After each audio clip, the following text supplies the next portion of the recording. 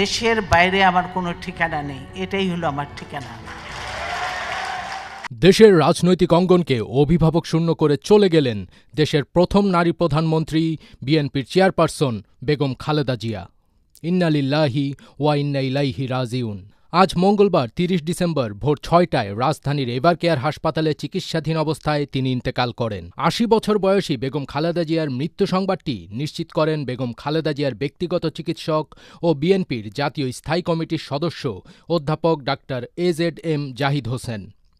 বিএনপির চেয়ারপারসনের press wing এক বার্তায় জানায়, মরহুম বেগম খালেদা জিয়ার জানাজার সময়সূচি পরবর্তী সময়ে জানিয়ে দেওয়া হবে।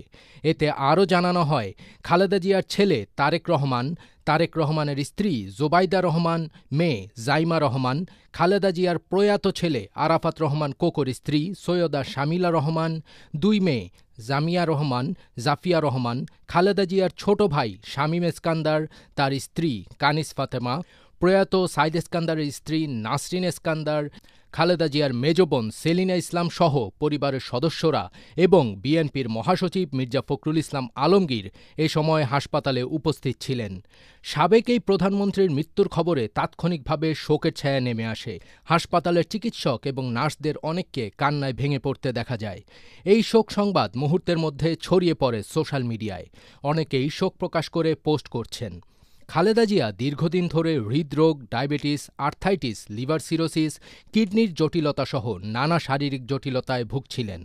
গত ২৩ নভেম্বর শ্বাসকষ্ট দেখা দিলে দ্রুত তাকে রাজধানীর এভারকেয়ার হাসপাতালে নেওয়া হয়। তার মৃত্যুর মাধ্যমে বাংলাদেশের রাজনীতির এক ইতিহাসের সমাপ্তি ঘটল। ফজবির তাজ, এটিএন বাংলা। দেশের বাইরে আমার কোনো ঠিকানা নেই, এটাই হলো আমার ঠিকানা। এই দেশ, এই দেশের মাটি, মানুষই আমার সব কিছু। কাজে আমি দেশের বাইরে যাব না।